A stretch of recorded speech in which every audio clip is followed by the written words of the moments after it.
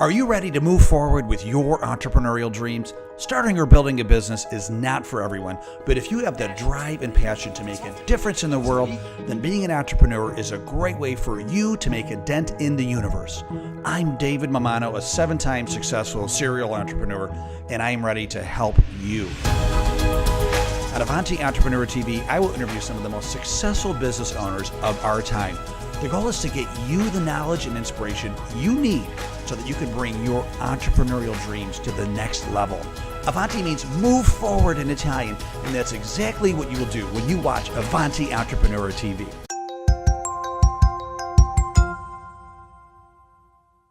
Can we give a round of applause to Carl and David, who can introduce themselves? The show and the floor is yours. David Mammano and Carl Gould. Thank you very much. Is this thing on? All right, I'm sorry. No, I was kidding.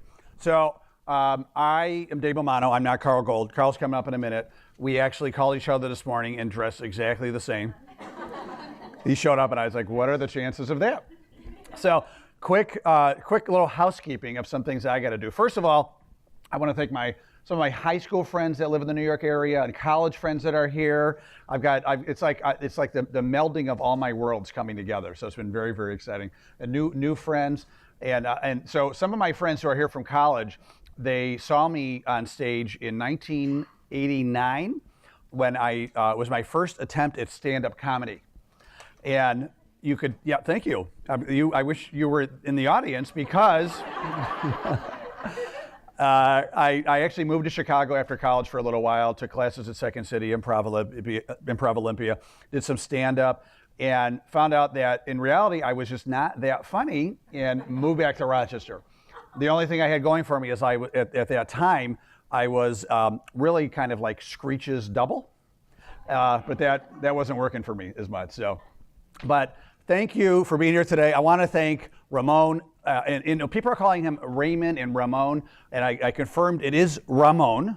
And the way I'm going to remember that is when I see him, I want to yell like, rah, So rah! There you go. Yeah, he's a lion. So that's how you remember to get it right. So thank you for putting on this conference. Thank you for joining me. And I want to take up too much time, but I want to also thank him too, because I'm from Rochester, New York. And for those of you that are down here and think that upstate is Yonkers, we are upstate, Rochester, New York. We're in between Buffalo and Syracuse, and we like to call it Mayberry of New York State. And I was putting on a conference in New York. Actually, it was going to be on tomorrow, and I realized quickly it's very hard to put on a conference in New York City, especially when you're not from New York City. And we have a mutual friend, Norm Brodsky, and he ran into Norm. Ramon ran into Norm. And said, I'm doing a conference November 1st. And then Norm said, oh, Dave Mammano's doing a conference November 2nd. And called me and said, why are you having a conference today after mine? I'm like, I don't know. So we decided to combine forces, and I folded mine into his, and this is so much better. And he had Seth Godin and I didn't. So thank you very much. So second of all, maybe this is third of all at this point, I do want to thank my sponsors. And so I brought in some guys here today. So Rich Brindisi. Rich, you want to say hello?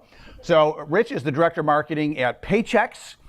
Some of you may have heard of Paychex, small little payroll company, based out of Rochester, New York, and they're one of my sponsors in everything that I do. And the really cool story about Paychex, so some of you may know that Tom Golisano is the founder of Paychex.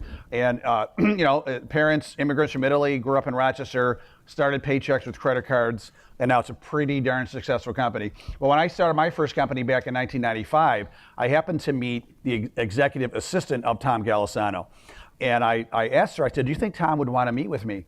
So I could pick his brain. I'm some young punk kid, maybe he'll meet with me.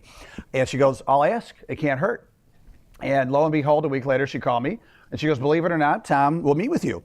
So he took me to lunch, a little Italian restaurant in Rochester. Spent 2 hours. I had my notepad out, took tons of notes, gave me some game-changing advice, and he even bought lunch. So it's very cool, full circle, 20 plus years later, that Paychex is a sponsor of my new company called Avanti, which means move forward in Italian. And we produce a lot of content for entrepreneurs, podcast, radio show, magazine, which I'm going to get to, and we do an event in Rochester as well. So that's what Avanti is. So, and I also want to thank, where's Jeff? Jeff in the house here from Selling to Zebras. So another sponsor, if you want to go see him as well. And Andy from Carly Publishing, and there's Keith, if you want to raise your hand. Andy is the founder of Carly Publishing, and so he was supposed to be here. He's like going to be here any minute now. He's coming in from New Brunswick, Canada. It would have been cool if that was him, but it's not. And so what they do is they produce magazines for companies.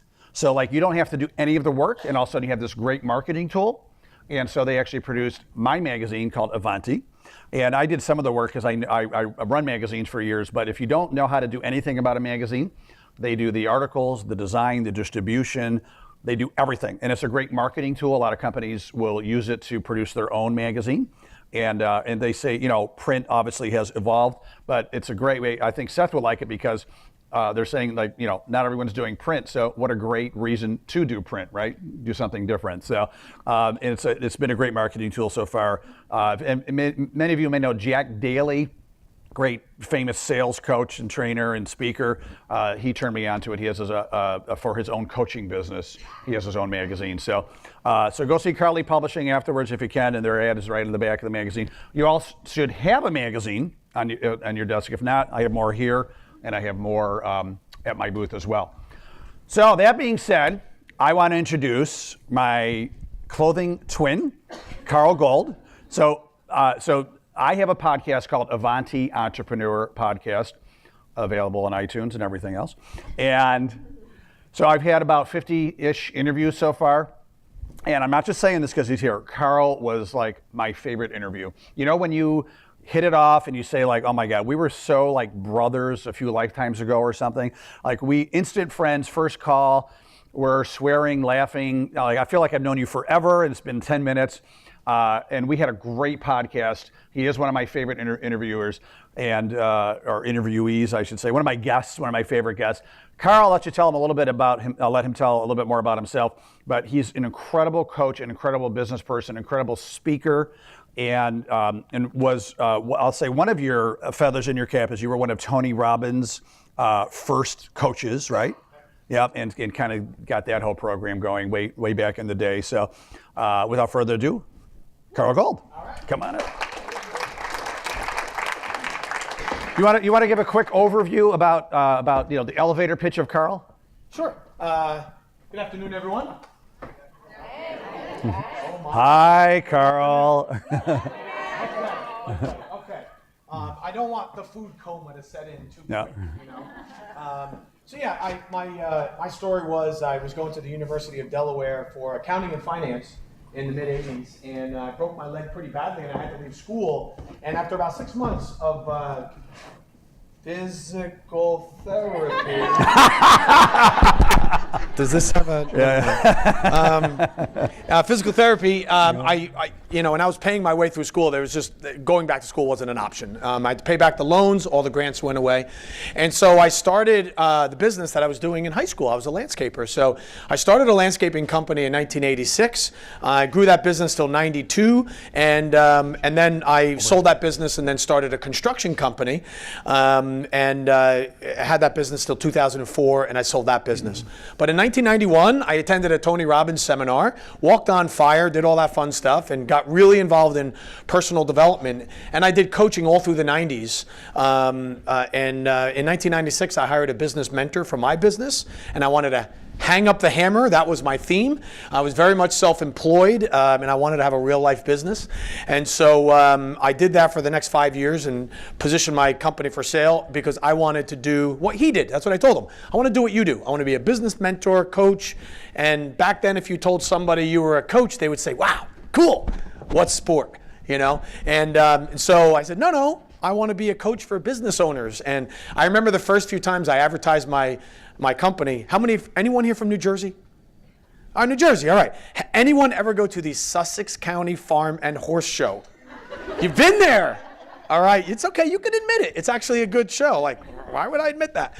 Well, anyway, I had a booth at the Sussex County Farm and Horse Show next to the first in class winner pig farmer and the lady with the Ouija board that told you and I stood there for 11 days in August in 90-degree heat and 90-degree humidity talking about business coaching. And half the people that came into my booth, I had to get them to stop laughing at me long enough to tell them what coaching actually was. So that's kind of how I started. And but I launched this business full time in 2002. And a lot of the people I got to learn from early in my career, like Tony Robbins and Stephen Covey and Ken Blanchard, I ended up working with later on. So I wrote a book with Stephen Covey and Ken Blanchard in 2007, Blueprint for Success. Tony Robbins' companies has become a client. So if any of you walked on fire, well, our team helped train those that helped, so hopefully it went okay.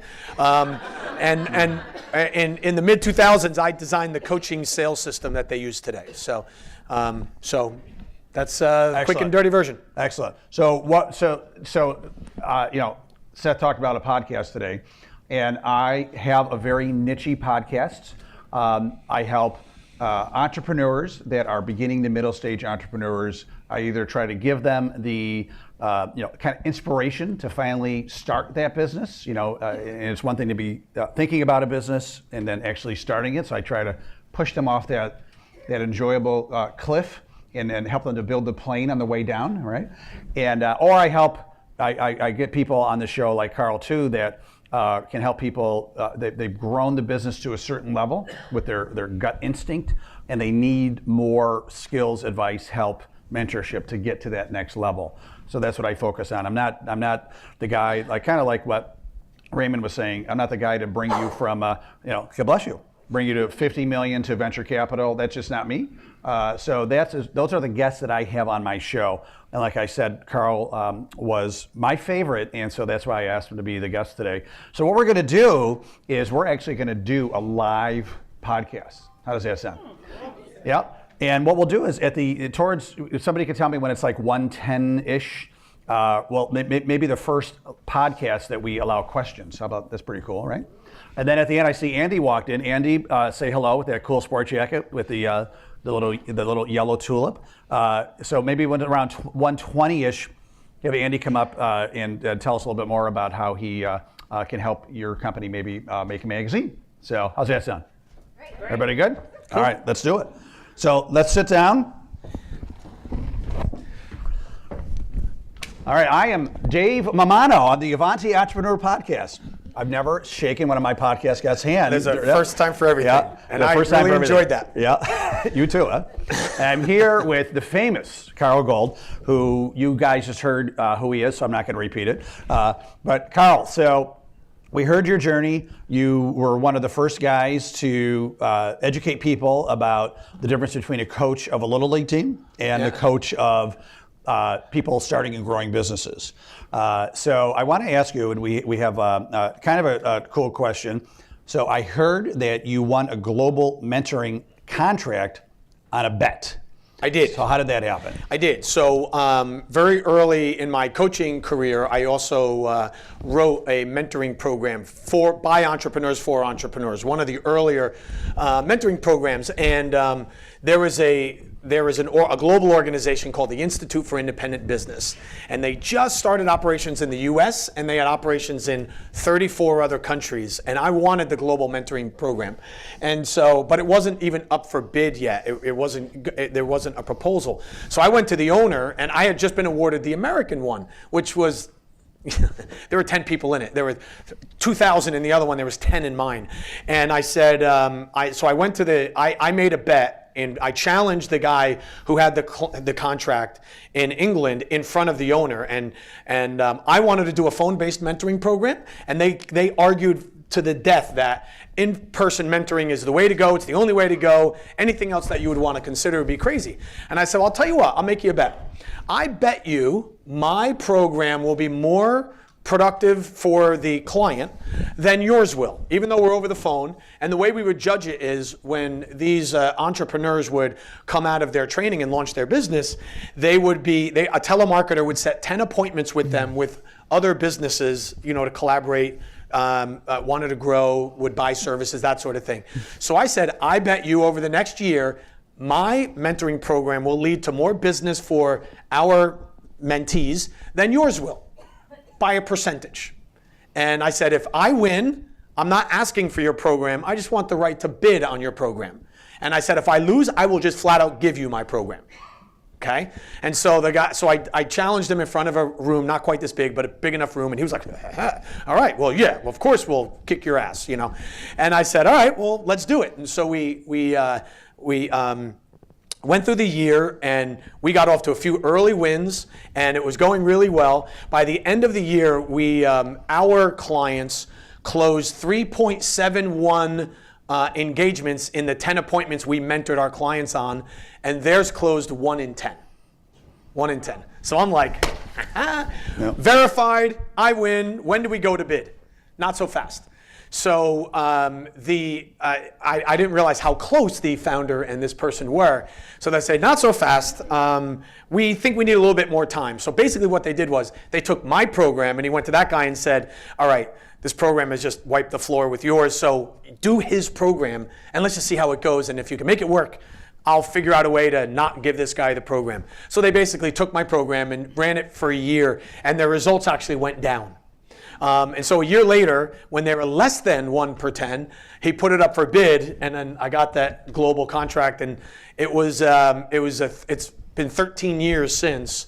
And so we then mentored the launch of 5,000 businesses in that program in 35 countries. So 5,000 businesses. 5,000 business launches, yeah. So you've gotten to know entrepreneurs very well. Yeah. So the big question is, a lot of people ask, are entrepreneurs, are they made or are they born? Discuss. Yeah. Thank you. Okay. So look, 1 in 15 people are a business owner. I've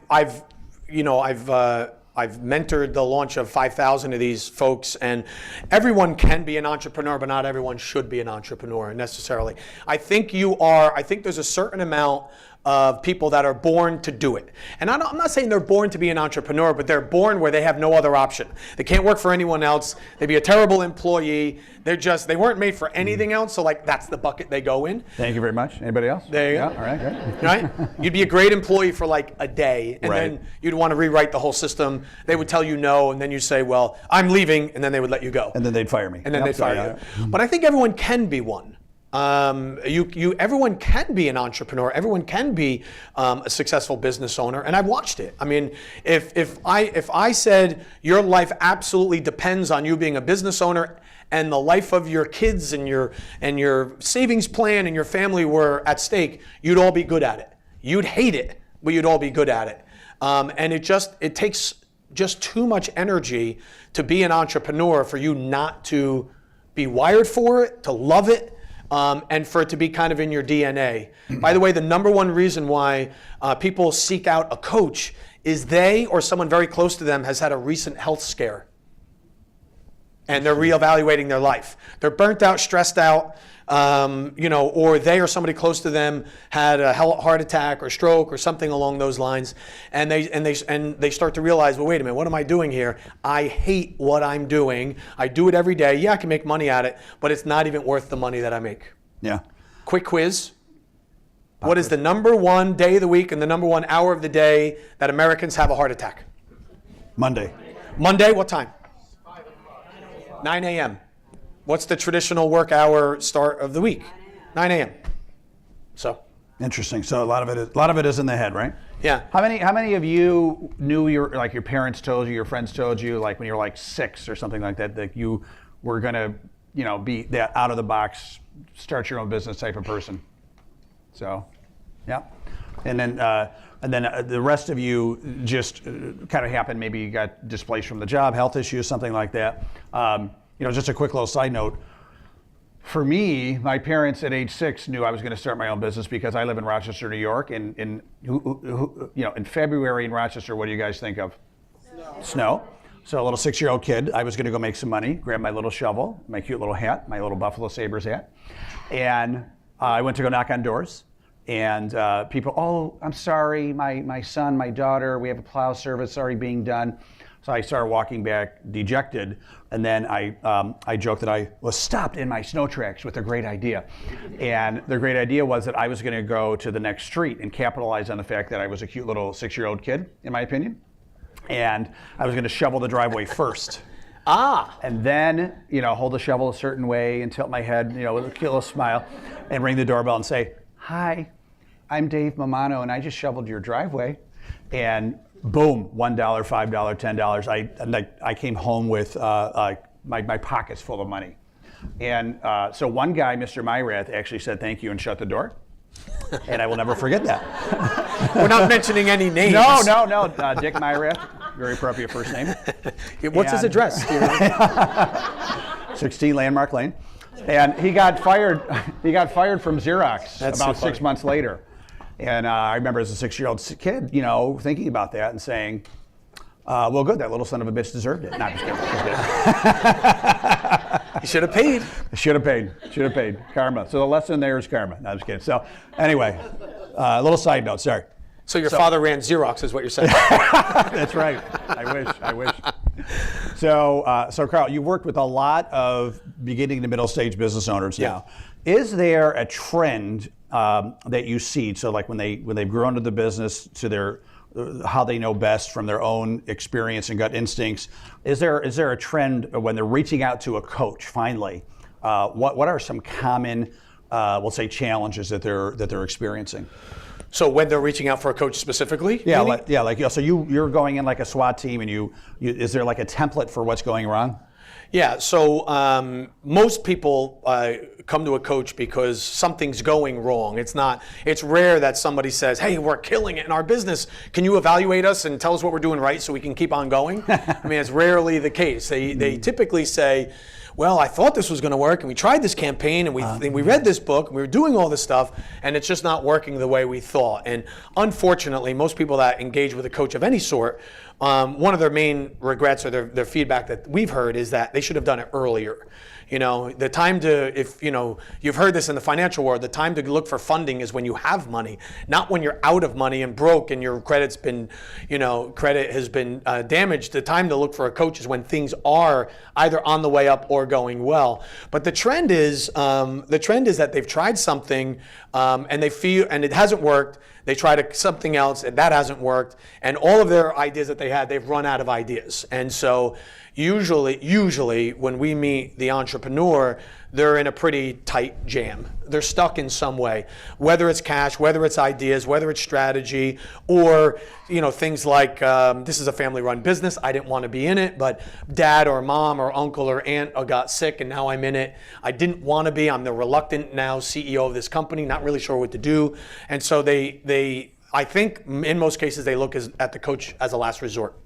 What are some of the common traps that you see that they get into with their kind of their own devices? Well, they'll mismanage their cash early on, and they'll often give away too much for too little in the beginning. So the two my favorite but most frustrating shows I watch are Shark Tank and The Profit. You guys watch any of those shows? And I sit there and I watch. I can't fault Marcus Lemonis because they came to him, and gave them the video, but I watch him and he says, I'm not the fairy godmother, and I'm not the consultant, and I'm not your parent or whatever. I forget what he says, but he said, I'm here to help you in the business. But the first thing he does is consult the business. He does exactly what he says he's not. And I sit there and I say, wait a minute, there's only a couple problems to fix. You don't have to give away 50% of your business in order to get those two things fixed. And you didn't need the influx of cash in some cases that he offered. So it frustrates me that very early on in their entrepreneurial life cycle, they will give away too much for too little. And I'm a big proponent of going in the opposite direction when you launch your business. Don't discount and say, well, I'm going to go in low so I can gain some market share and then raise my prices. I say go in high. Say, look, I'm available to the marketplace now. I wasn't before. You guys are lucky to have me. I'm not charging you $50. I'm charging $275. And here's all the reasons why I'm worth $500. So I like going in that way. I think it's better positioning overall.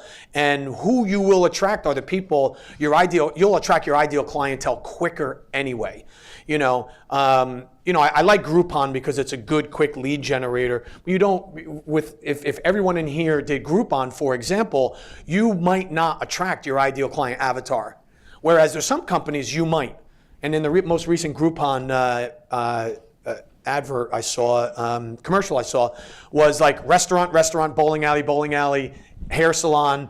What a great idea. yeah, that's the perfect business for Groupon. You've just attracted your ideal client avatar, but I don't like that direction in the beginning because it's a bigger hole to climb out of than the one you started with when you started your business. I think you come out guns blazing and don't undersell yourself. I think you to a certain extent, you overpromise and overdeliver right out of the gate. So you can differentiate yourself and you can very quickly and position yourself right where you need to be, where you'll eventually become in the market. Great. So with all the entrepreneurs that you've worked with over the years, in your opinion, what makes an entrepreneur just freaking amazing, just like knocking it out of the park? Should be like in the Entrepreneur Hall of Fame. Right. Cool. So in the very, very beginning, like literally in the beginning, the entrepreneur who's deaf is probably one of the better ones because they don't hear all the negative feedback they're getting. I mean, I remember when I told my family I was going to sell my very successful construction business and go into coaching. And they were the ones that laughed the hardest. And they're like, let me get this straight. You have 2 young kids. You're going into an industry that doesn't really exist for a job no one has. And you live in New York, New York, New Jersey, and it's going to a very expensive way to live. And you're going to start this business no one's ever heard of. And I said, yeah, sound good, huh?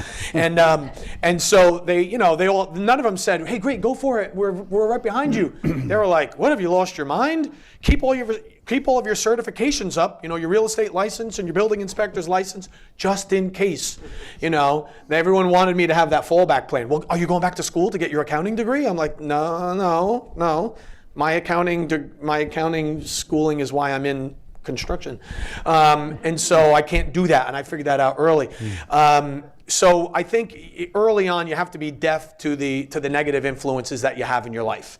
And when we do firewalk training, we have 18 seconds to walk somebody across a 1,200 degree hot coals with loud noise in the dark with somebody who just got done telling me, I'm not doing this. And I can't get them across the coals by saying negative things. Like, well, don't worry, we have a backup plan. There's an ambulance right at the other end. I can't do that. I can only get them to move by being positive. And so, number one, you just have to have darn near blind and deaf ambition because in today's day and age, there's a market for everything. Your challenge isn't, is there a market? Your challenge is, can you bring your product and service to market profitably and sustainably? But there's a market, right? So that's number one. Number two, so you have to be able to overcome the negative feedback that you're going to get.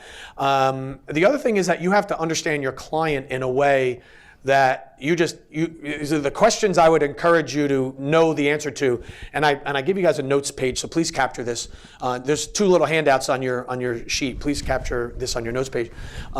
One is if you can answer these 3 questions, I think you're going to know your ideal client pretty well, and you'll know what makes them tick and what will make them pay a premium for. Number 1 is what keeps them up worrying at night. Right? When they're up at 1 or 2 o'clock in the morning, wide awake in bed, what is on their mind? It might have nothing to do with your product or service, but what is on their mind?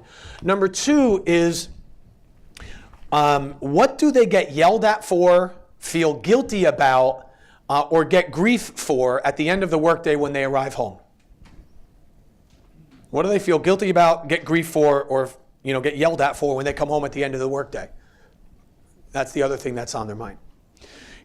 So if you understand this, then you understand what dominates their conversation all day long. And then the third thing to know is what is going on in your prospect's world right now that makes calling you or hiring you an absolute urgency. What is going on in your prospect's world right now that makes it an absolute urgency? I know what it is for me, right? The 2 most unqualified people in any business fall into these categories. 1, somebody just got a promotion. So that person, first day on the job, is the least qualified person in that business. Because what got them there is not what will take them forward in that position. And the second one is the CEO of a fast-growing business. They are the least qualified person in the business. How many of you are the owner? Keep your hand up. How many your business is growing? Yeah. You're the least qualified person in your business. Not because it's not a bad thing, but if you were $1.5 million last year and you're 1.75 and that's an all-time high, what qualifies you to be the CEO of a $1.75 million business? Let me help you. Nothing, because you haven't done it. It's uncharted waters, right? And so if we hear that, oh yeah, we just promoted somebody, I'm like, okay, great. That's why you should be calling me, because you don't know how to manage this person, or oh my God, we're on a tear, we're really growing. I'm like, eeh. Managing and sustaining growth is a heck of a lot harder than achieving it in the first place. You can Groupon your way to $1 million, but staying there profitably, you can hustle your way to $1 million, but you can't sustain it just by that alone.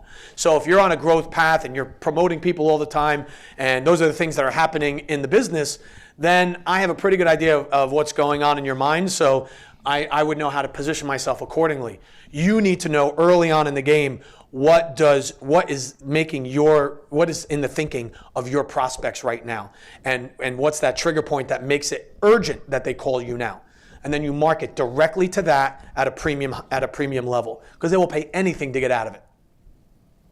Love it. So you talked about, quote unquote, being deaf in the beginning to avoid the negative feedback. Yeah. And I thought you were going to go towards something else about being deaf, because when I started business, The Entrepreneur, we have like this great product idea. We're totally in love with it. And then a month later, someone gives us another idea on how to twist it, turn it, pivot it, or a whole nother idea. Yeah. And then the next month after that, you have another idea, an add-on, moving it forward. And before you know it, you're growing like a shrub instead of a tree. And so I thought you were going to say, like, sometimes it's just good to be deaf towards anybody or any advice that might take you off focus of your idea. Or any distraction, yeah. Any distraction. I mean, I'm not saying you don't need to pivot sometimes and kind of let the customers lead that, right? Not like the temptations of the shiny new object, right? And then, another thing too, I just had Jeffrey Gittimore, who's he calls himself the king of sales on my podcast. And you talk about some things about, how to really grow your business. And most of us are small businesses in here, and we're competing against the Amazons of the world and et cetera. And so how do we compete with Amazon? Well, Jeffrey Bezos is not going to have your customer over for breakfast, right? Or Jeffrey Bezos probably is not going to write a handwritten note to your customer, right? So and Seth always, I think he believes, he said small is the new big, right? So what are some things that you guys can think about to do that that these huge, massive companies cannot do, right? And focus, hyper focus on that niche. So customized experience. Customized experience is what they can all do that Amazon and these others can't touch. Right. And now you just made me think of something else I asked you on the first podcast we did. Yeah. Talked about on trying to differentiate yourself and finding out, like almost doing an interview with customers about what they don't like about a certain company. And I think it basically, Blockbuster, you talk about Blockbuster being the king of the world, and then Netflix came along and found out like what the customers did not like about Blockbuster. So took them out. Yeah, so tell us a little bit about that strategy. Right, so you all know the story of Netflix. You know what they are now. Do you remember what they were in the very beginning, like what their business model was? Yeah, just mail order DVDs, right? Totally unsexy offline company, and they would ship you your movie, and so what they did was, this was the first lesson I learned in business, and I'll explain that in a second. But what Netflix did was they said, well, what are the top 5 complaints that people have of going to a Blockbuster video store? So what would you think they were at the time? Parking, late fees. Availability. They run out of titles. Forgetting to rewind. Remember that? Please be kind, rewind. Right. Or get fined. Yeah, or get fined. Exactly. And then going there and coming back were 2 of the 5. Like going there to get the movie, bringing it back, going there to bring it back were 2 of the 5. So what they said was, if you want to keep going to Blockbuster, knock yourself out. A lot of good reasons to go there. But we're not going to ask you to do any of that. As a matter of fact, we are going to promise that those 5 things will never happen to you, or we'll give you your money back. Right? And so they said, we don't run out of titles, and all we ask is that you walk back and forth to your mailbox and you put your credit card on file and you just pay for whatever you use, right? And so what happened to Blockbuster? They took them out. So here's what I learned. So how many of you sell Rolex watches, Tesla automobiles, or you build log homes?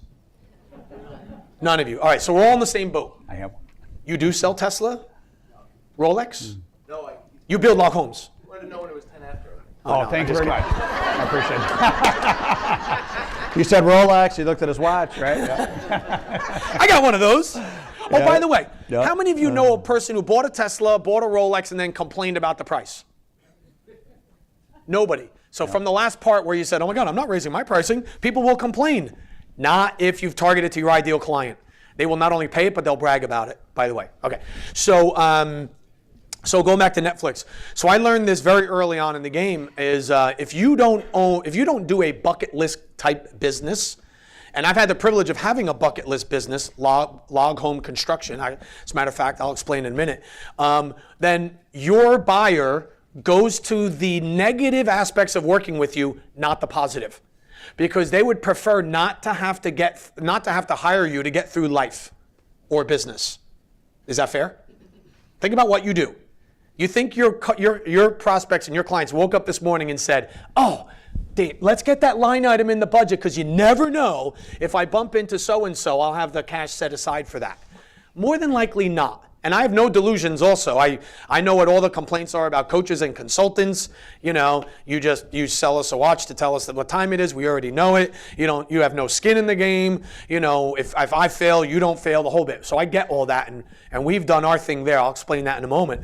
But the reality is that if your clients would prefer not to have to get through life or business without you, then they go to the negatives. And so here's the part you have all probably missed.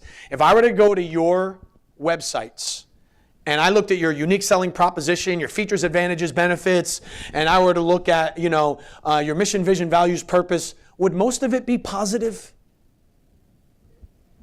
I already know the answer. It's not a trick question. Mm-hmm. Yeah, they would be, right? That's not what your clients are thinking. Your clients are thinking, oh, crap, I got to hire this person? They suck. And I have 5 reasons why they suck. And you didn't address those reasons on your website. Okay? So here's what I would encourage you to do. Take out your notepad and write down what are the top 5 complaints about people in my industry. Top 5 complaints about dealing with, and it might not be you personally, but dealing with people in your industry, your type of buyer. Because that's where the mind of your prospect is while you're saying, oh, come with us, it's going to be great, and we're the best and all that. And they're thinking, you stink, you're lying, I want out of here, I wish I didn't even have to talk to you. And there you are, blah, blah, vomiting all over them how great you are. And all they can think about is how you're going to screw them over. And all they're waiting to hear is, who will handle these complaints? I'll pay anything for that. Right? And so I used to build log cabins, right? And so Sussex County Farm and Horse Show, I was there for 10 years. I used to advertise my log home dealership, and then I switched to consulting. What a good move. But that is if you are so inclined for that lifestyle, that is a dream purchase, right? People wait, and there's TV shows on that now, Log Home Living and Log Home Illustrated and all that. So I used to be in the booth, and I used to stand there, and I would be, my name, all the log homes, and people would walk in and they would say, are you the builder? I'd be like, yeah, as a matter of fact, I'm the rep and I'm the builder. They'd, great. And they would open up a file that was about that thick, and they would say, that's my kitchen, that's my fireplace, that's my flooring. Can you put granite in a log cabin? Absolutely. Yep. Okay, so that's my countertop. And they just go through the whole thing. And I would say, yep, absolutely. And then they'd say, what would the cost be? And I'd say, I don't know, something like that, $650 to $800. Cool. When do we get going? And that's how it would go. I was a pure order taker, But so if you have a bucket list business, and leading with the positives is the right way to go. But if you're not in that business, you're not even speaking the language of your prospects. And so what I would suggest you do is find out what the top 5 complaints are, like Netflix did. And then here's where, going back to the earlier part about being bold and provocative, is you make the promise no one else in your niche has the guts to make. And you all know what the problems are. You go to the association events and you go to the mastermind huddles, and they all talk about the trends in the industry and what nobody's doing, what everyone's afraid to do. And you guys walk out of those meetings and you're like, oh, hope we can get them next year. Everybody knows the problems, but most people don't have the guts to make the promise on it. Okay? And so I'll give you an example. In my business, I'm a business advisor, business coach type, right? So if I advised your company and you took all the advice, took action, and your business just grew like crazy, who would get the credit? Be honest, who would you give the credit to? You give it to yourself, as well you should. So if I advised your company, you took no action whatsoever, and your business went nowhere, who would you blame? You. You'd blame me. You'd have no problem with that one, right? Mm-hmm. So you would blame me, absolutely. So I have no control over your business. I can't make any decisions. I don't have financial control. So I am at the mercy of what you choose to do or not do. Yet in our business, we give a 5-to-1 guarantee, which means if you're not making 5 times the amount of our fee, the whole thing's free, even though I can't control it. So that takes the you consultants, have no skin in the game out of the equation. We work on a success fee. So if you don't grow, we don't get paid. So we've taken all the complaints about a business coach and we've made it our business plan, right? So who would you hire? The $7,500 guy who guarantees everything 5-to-1, or the $5,000 guy or gal who says, well, it's $5,000 if you don't take any action, you don't go anywhere? Who would you hire?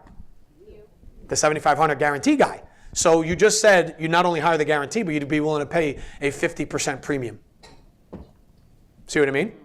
So you take what the problems are, roll it into your business plan, make the promise, and guarantee it would absolutely not happen to you if they became your client. So you're saying instead of on your website putting your core values and your mission, instead list the top 5 things that you're going to do to solve what bothers them about the competition. Exactly. Put a page on your website that starts with problems we solve. We don't care if you don't rewind. They would have had me right away. Exactly. So bring them back. We'll remind them on our own. Buy the darn thing. Well, does anybody have any questions? Carl charges thousands and millions of dollars a day for his services, and you get to ask him a question for free today. So any questions for Carl? And remember, please get to the point. Ask the question. How you doing? How does it work with startups? I'm in between. I just sold the business, and I'm kind of starting something else up. What are you starting up? Actually, 2 different companies. One's an Amazon business that's probably off the table, and the other is an education company on Sip and Paints. On Sip and Paints? Sip and Paints. Yeah, you take people step by step how to recreate a painting while they're having drinks with their friends. Oh. Okay. So is it like Pinot's Palette and? Yeah, but more of a mobile version. A mobile version I have a 4-year background, and we were going to franchise it, but this is the better pivot. So what? What are the top 5 complaints about dealing with somebody like a wine and a social wine and painting, a company? The one with price. So price, number 1. Service, location. What do you mean service? They just feel like they're just tucked in the corner because there's only one person handling X amount of people. Okay, so you won't get the personal attention. Exactly. And that's okay. And Carl, repackage the question for us as well. When you guys are done, repackage it so we get tight. Yep, you got it. Pricing. Pricing, meaning the price is too high? Not necessarily. Just not. It's so you know how there's that weird gap, right? If the price is too low, people won't buy it. Right. People think it's cheap. Okay. Yeah, and so quite the opposite. Gotcha.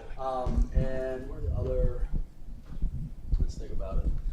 I guess, thank you. And variety, I guess, of what's being painted. Here's what I would do in your business. So who is the painter guru that trains all of your painters in your business? Well, this would be educating people to open up their own. Okay, so you're teaching others to open up their own paint and sip. Correct. Instead of us franchising our model, okay, I'm just teaching people. You're going to be like a licensed model. You're going to license them your model? Because then, yeah, it's just teaching people how to do it because of the legal ramifications. Forget the legality, but you're basically licensing or certifying them to use your model. Your business in a box. Yep.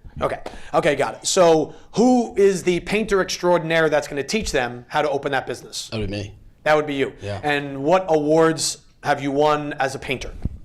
Not as a painter, but as the business owner, it's impacted our community. I've gotten community rewards. We've donated over $100,000 in 1 year to local charities because of the profits and proceeds in our community outreach. Okay, awesome. Well done. So here's what I would look at. For your business, I would look at So there's two aspects of your business. There's the actual technical core operation side, the actual painting and the actual sipping, and then there's the business in a box. Yep. Yeah? Yep. Okay. So I would find an award-winning painter and an award-winning wine maker that you would use as part of your training program, so people come in, right? Mm-hmm.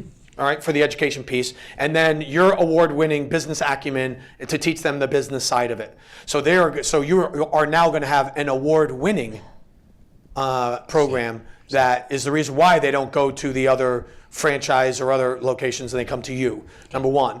Number two, in the education program, how much do you charge? We're going to charge $600 plus $99 a month. $600 plus $99 a month. So take $600 and everybody write down what you charge for whatever it is you do. Okay, take 600, cross it out, double it, 1,200. Deal. Double that, 2,400. And then how much a month? 99? 99. 99. Double, then double again. 100, 200, 400. 400 a month. $399 a month. So you're going to have the platinum version, and you're going to have the regular training wheel version. The platinum version, you get the award-winning everything. And you get time with the award-winning person. You're going to get instruction. You're going to get events with that award-winning people. And that's what they're going to buy into a premium platinum club. And then there's the regular version you're going to sell. Okay, you will sell people on the quality of your brand with the higher price, and then you'll have a menu. Let them buy in. So platinum level, and then silver, bronze, gold, whatever you want to call it, level. Okay, or you could even have 3 levels, but I think for now 2 would be all right to start with. And so you make the huge, bold promise on the ultra premium white glove concierge VIP Mac Daddy version, and you use that as your lead. Award-winning this, award-winning that, best of this, best of that, and you're going to teach your team how to get those your licensees, certification distributors, to get the same thing, because you're going to get them individual attention. There's a club where they can come and sip and paint where they all get individual attention from a wine aficionado and a painting guru that was trained by the award-winning gurus you have. Does that make sense? Yes, absolutely. Okay, so you have the premium version. You go out to market with that. We're the best. Doesn't matter. Startup. Take the word startup, guys. Startup. Take that out of your language. You're not a startup. You are just available to the marketplace in a way you were never available to the marketplace before. If Richard Branson said, "I'm going to start doing private coaching," he would not call himself a startup. Right? He would say, "All right, guys, come and get me. You never could get me before. I'm open for business." So that's the attitude that I would take with it. And I'd go premium in your training and teach them how to do levels of service in the business as well. Cool. All right, we got Renee, and then we'll have to go to Andy, and then we'll be done. But you're going to be here for a little bit afterwards to answer questions? For the rest of the afternoon. Okay, so anybody that still have their hand raised, don't be disappointed. Carl's here, and he's actually here to save the day. So. Yeah. That's a t-shirt. I like Carl's here. Carl's here. Carl's here, yeah. So Renee, the only reason I know Renee's name is because we went to high school together, and we just had our 30-year high school reunion. Yes. So even though we don't look that old, it's true, right? So I'm Rania Renee on paper now, but Dave can still call me Renee. Yeah, she's Ronnie Renee now. So. But anyway, I'm calling. I'm calling. Not calling. I'll just talk to you directly. Right? In terms of your guarantee, how do you work out for something like sales? If you're guaranteeing that you're going to 5 times their sales, obviously maybe you have a contract with them. We do. Okay, that so that they know what figures you're talking about. Let's say you have something that you know that you can help them improve. Like I've never coached anyone where they haven't had a demonstrated improvement that other people noticed. But how do you work that into the guarantee? Just in terms of their satisfaction, or is there any way that you can quantify that? How would you do that? You will, in any guarantee, you have to have quantifiable measurements. The way we do it is we work off of gross revenue, right? Because every business owner is going to minimize their taxes by paying down their profit. So if we went off of net, we would advise ourselves out of cash every year. So what we do is we choose gross revenue, and we say whatever the baseline is of your business now, if you're, for easy numbers, $240,000 a year, anything over 20 grand a month, we participate in. The first 20 we get nothing of, because you got there without us. So if we take you from 240,000 to 2 million, we would participate in the 1.76 million. And we look at their, since we advise them on their financials anyway, we see their financials every month, we work off of that $20,000 average. So that. How you advise people who are not working with something that is easily quantifiable? So you can quantify, so the question is, how do you work with somebody who's easily quantifiable, like morale? Or my sense of awareness, or my sense of fulfillment in life. Well, there's an assessment for just about everything, and I would have them rank on a scale of 1 to 10, totally unfulfilled. 10 is, totally fulfilled. And what does a 1 mean, a 2 mean, a 3 mean, a 4 mean, and a 5 mean? And what would, if you're at a 6 now, what would 7 look like? Oh, well, if I had this, I'd be fulfilled. Great. So I'm going to base my success fee on that. When you get this, therefore you will be fulfilled, so they can't change the goalposts on you later. And in a guarantee program, you don't have to offer it to everybody, just offer it to those who want it, and you have a very specific regimen.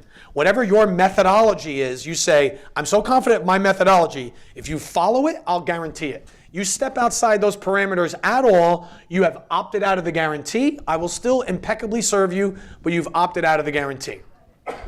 That's the way it works. You're welcome. Thank you. We got 3 minutes, so time for one more question. All right, we got one more question, and then Andy. Yeah, Carl, I was going to ask you something similar. I'm developing an online course, a marketing course for small business owners, and I wanted to ask you about how you can guarantee a certain outcome when you can't see their revenue. If I say, I will double your sales on a monthly basis by using my positioning system. How do you know that they're not lying to you or just trying to get your information and then just, getting it for free?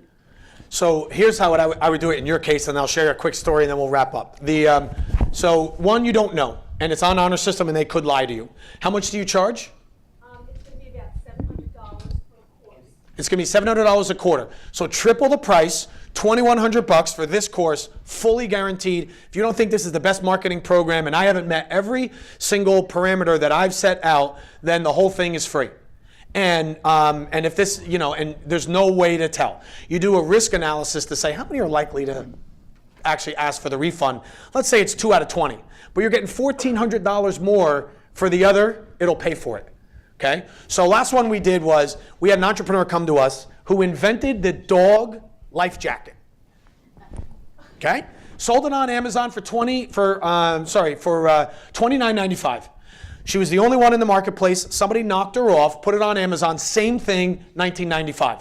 She says to me, I was the reluctant entrepreneur anyway. I'm going to sell the business. I'm going to get out. So we said, well, before you do that, why don't we go high first? If you're going to now anyway.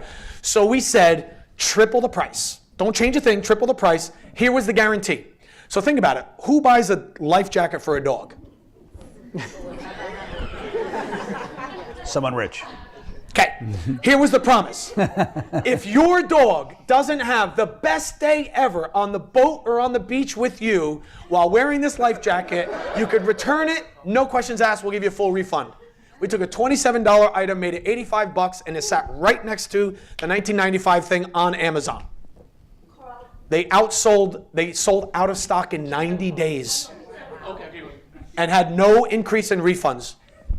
With that, I would have said, rather than having the best day at the beach, I would have said, if your dog drowns. Right, there you go. Yeah. Right, all right, so we need to wrap up. All right. So, well, first of all, quick hand for Carl. Thank you, Carl. Carl Gould. At Carl Gould, Twitter. Right, and you'll be here all afternoon. So. You'll hear afternoon. All right. And Best. one more. You said, Oh yeah, no, Andy's coming up. I just want to just quickly say that. Clap your hands if you agree. This was the best live podcast ever. Thank you. So, thank you, my friend. Good man. Excellent. One last thing. There was a second handout that I put there. I forgot to mention before. Is anyone who comes to one of our presentations, we give a free follow-up coaching session. So if you'd like to take advantage of it, there's another handout. It's question number 3. It's a business analysis session. We typically charge like $1,500 for, but if you come to our presentation, you get it for free. So just fill it out, leave it with us, and I'll make sure that you guys get that. Okay? Thank you, Carl. You appreciate it. Thanks, Dave. Oh, sure. Let's take it off stage again, just so anything. All right, we got it. Yeah, we got to keep it flowing. So now, Andy, how are you? All right. So Andy's going to do a quick little elevator pitch about the magazine that he did for me and how he can also help you guys as well. All right, so I will first start out by addressing the question that's on everyone's mind, and that is, how did this guy get on stage with such a fantastic blazer? And in an instant, how did he become the best dressed guy at the event, right? Am I right? Yes, that was my question. That was I knew it was. I want to get that out of the way. Well, I want to challenge you for a moment. I want you to think about something. How are you currently marketing your business in your industry, in your marketplace? How are you representing your brand in your market? You know, a lot of people we talk to, they would say things like we do, depending on your business, newspaper, radio, television, advertising. We're online doing digital marketing, email blasts, doing social media. And of course, you know, we're involved in our community and we're networking at the local business events or industry events. Well, I want to challenge you because I'm willing to bet that most of you have competition. Does anybody not have a competitor in their space? Okay. And I'm willing to bet also that some of your competition are probably pretty good at what they do. And if I asked them the same question, we'd probably hear things like we do newspaper, radio, television advertising. We're online doing digital marketing, social media. We're involved in the local community, and our people are networking at the same events, talking to the same people that your salespeople or yourself you're talking to. Well, that's where we can help. See, about a number of years ago, I'm going to keep this brief, but I was taught, or I was introduced to this concept of owning the ink in your industry. You know, if you want to be positioned as a brand, as an expert in your field, as an authority in your marketplace, you need to own the ink in your industry. That's why a lot of us write books, or we write blog postings, or we're online. Well, as a way to differentiate, one of the things that we started doing is we started doing it with magazines. So many of you have probably seen David's magazine. This just came off the press like literally 2 weeks ago. No, Thursday, okay. So our company, what we do is our team can enable you to publish and distribute your very own customized magazine in as few as 4 hours of your time. We say for little to no cost, and it's a way to differentiate and position your brand and yourself in your marketplace or your industry. And we do that by taking care of everything. It's a turnkey solution. We do even your customized writing for you. We'll coordinate content for you. We do all the production, design, production, even the U.S. Post distribution. We take care of everything. You get a sponsorship toolkit that you can get sponsors for your ads to mitigate some of the investment, and some people even make money on their magazines. But it is a way to differentiate and to position your brand differently than anyone else's, because let's face it, in today's day and age, your most uncluttered inbox is your mailbox. And you deliver something like this when your competition is dropping off business cards and white papers and maybe, links to your blog. If you could be dropping off a magazine or sending them a magazine, you will stand out. So what we like to say is, this is a way for you to become, and this is where the blazer comes in, it's become a yellow tulip in the sea of red. We're right outside. Our trade show or our display matches the blazer. Yeah, it's the same image. So that's why the blazer. And that's what we do. We help people stand out. So I appreciate the time. Carly Publishing, yes. Okay.